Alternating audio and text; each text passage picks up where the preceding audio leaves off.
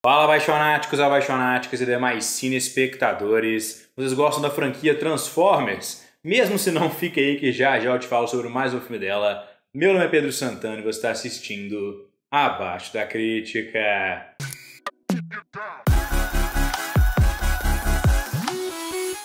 Bom, apaixonados, então hoje vamos conversar sobre Bumblebee, mais um filme da franquia Transformers, mais especificamente o primeiro spin-off e prelúdio dessa franquia, o que por incrível que pareça não significa que é um filme horrível, muito pelo contrário, esse filme talvez seja o melhor da franquia Transformers. O filme aqui é dirigido pelo Travis Knight, que aborda aí uma história de origem, digamos assim, de como os Transformers vieram parar na Terra, contando a história especificamente do Bumblebee, um dos Autobots mais queridos aí do público. Na década de 80 ele acaba entrando em contato com uma jovem garota que está em busca de um carro aí para se conectar com a lembrança de seu pai. A direção aqui é do Travis Knight, que inclusive já esteve nos Oscars aí com o filme Kubo e as Cordas Mágicas, que foi o outro filme que ele já dirigiu, e aqui ele faz um trabalho muito legal de humanizar o Bumblebee. Esse filme lembra muito da vibe de, por exemplo, Iron Giant, ou de um filme nesse sentido, que uma criatura gigante e que é muito perigosa, que é uma máquina de guerra, acaba virando aí um amigo para uma pessoa, etc e tal, e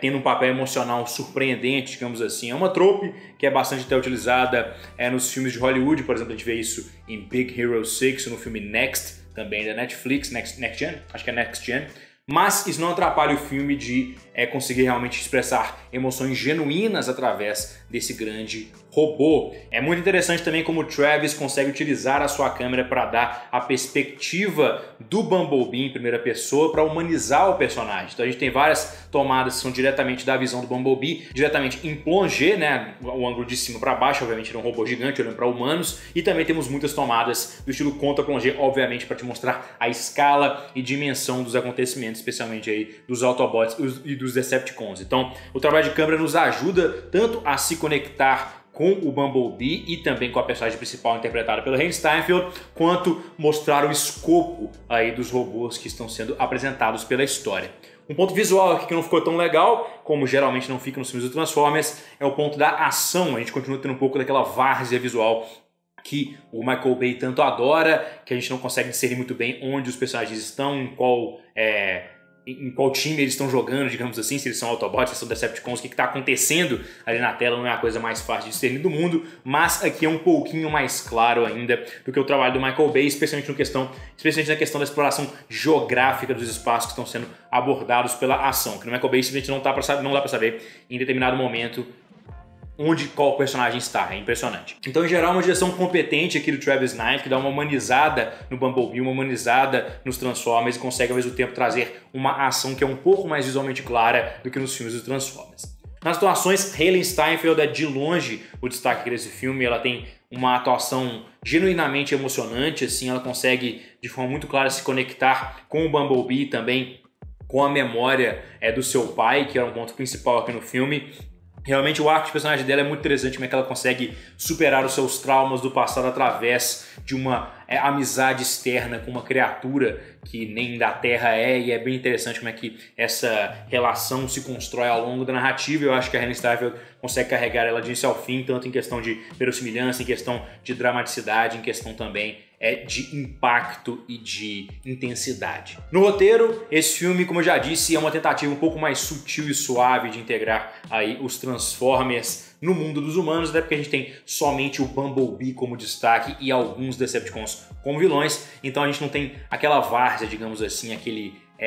hall incansável de inúmeros personagens na tela o tempo todo, destruindo grandes cidades, etc e tal. Não, o escopo aqui é bem mais reduzido e isso é uma vantagem desse filme. Ele traz uma narrativa muito mais concisa, muito mais direta e muito mais impactante, porque a gente está lidando com menos personagens, com arcos mais claros e mais bem desenvolvidos. Esse filme, de vez em quando, entretanto, ele é um pouco conveniente demais. Assim, o roteiro, por vezes, dá umas forçadas de barra bem grotescas, especialmente na utilização de alguns Deus Ex Máquinas. E também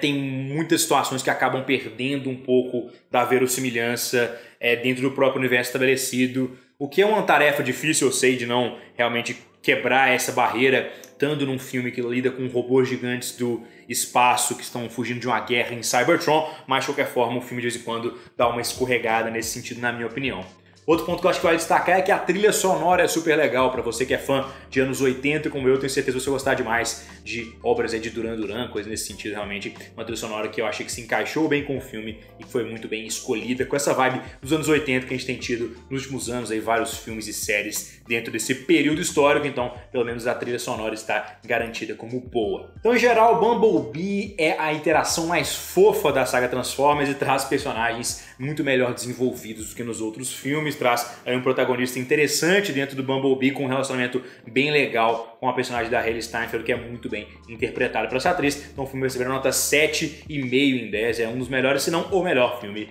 da franquia Transformers. Então é isso aí, espectador, gostar do vídeo, clique na marcadora para se inscrever no canal, se tornem apaixonados ou apaixonados, se quiserem fazer parte da crítica, claro, deixem aqui nos comentários o que vocês acharam de Bumblebee, se vocês gostaram, se vocês não gostaram, tudo é sempre muito válido. Então, YouTube, até a próxima!